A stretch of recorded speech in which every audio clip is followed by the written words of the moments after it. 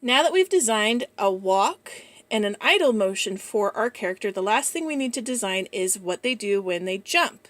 So we're going to touch jump, and you can see here it takes us back to our original illustration that we created. In our last video, I showed you how to adjust your animation by using the board. In this video, I'm going to show you how to do it all within the app, just in case sometimes it's a little easier, especially if it's a small change. So when she's jumping, I'm going to have her jump up and do kind of a ninja kick, because hey, she's a ninja. So I'm going to adjust just the one leg. I'm not going to adjust her arms this time. So I'm going to actually use this palette over here to change the colors I want. So I'm going to color in the white. Now I'm going to tap blue, color, oh, I don't want blue, I'm sorry, I'm going to tap red, move her shoe up, and I'm going to tap the eraser and remove the bottom line. So that's the first step of her animation when she starts to jump. Then I'm going to make that next frame, and now what I'm going to do is I'm going to move her leg so it looks like it's kicking out straight. So I'm going to, whoops, and you can see there's a lot of other colors in here.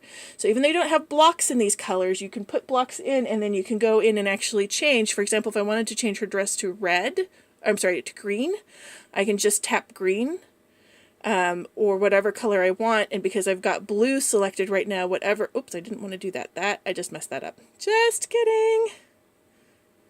Okay, there we go. So I'm going to switch that back to the blue.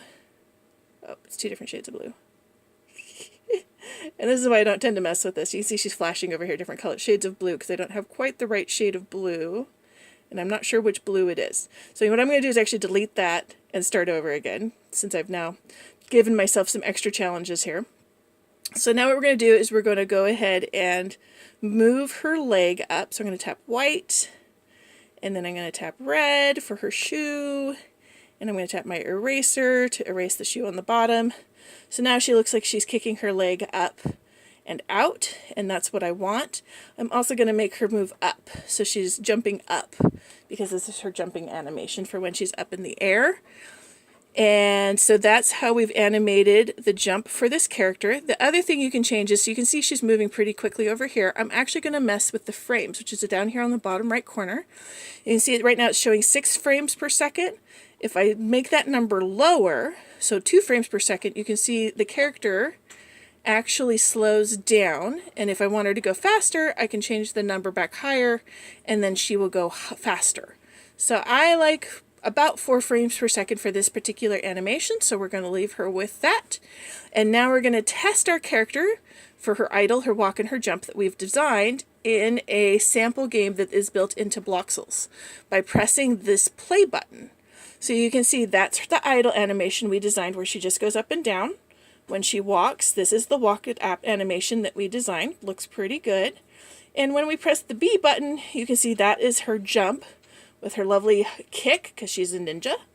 And so you can go through and just test out this one little level just to see how your character works. I'm pretty happy with that. Now to get out of it, I'm going to press pause in the top left corner, exit on the bottom right, and that'll take me back to my character designer. And we have completed designing our first character for Bloxels.